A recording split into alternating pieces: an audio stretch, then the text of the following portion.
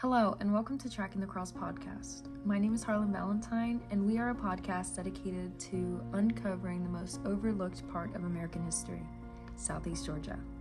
So come along with us as we go back to 1930s and explore what is called the Pea Patch Murders.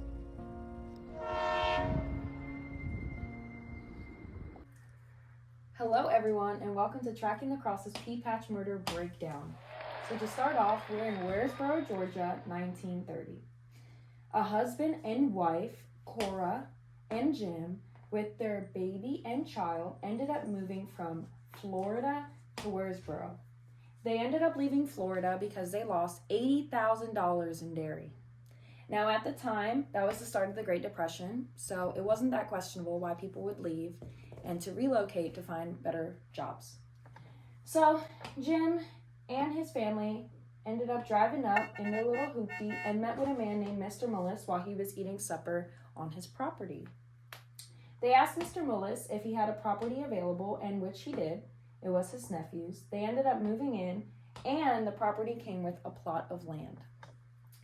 Several weeks later, cows, hogs, and chickens started going missing. Around the same time, May 1930s, a woman named Ethel Johns, apparently Cora's cousin, moved in with Jim, Cora, and the children.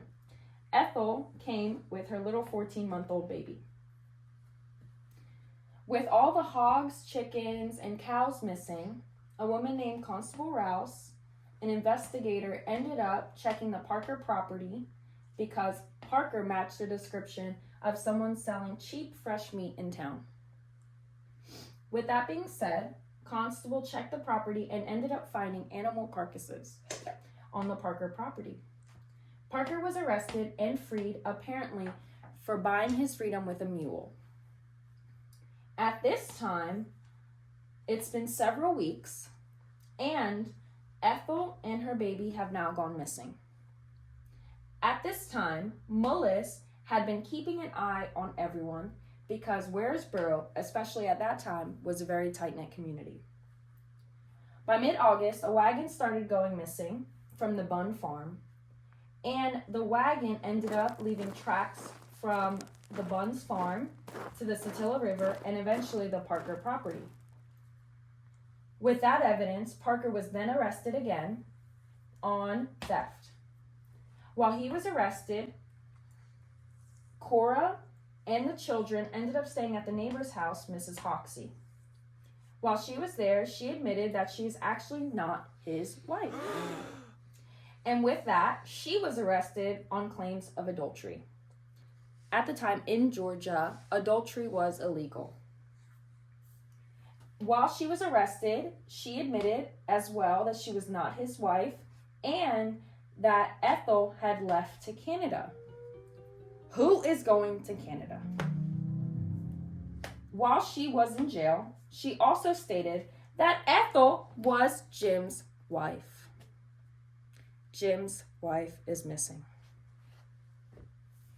Mr. Mullis, who had been observing this whole time, ended up going from Waresboro to Moultrie, Georgia, to communicate with a C.H. Posey, a local soothsayer and fortune teller.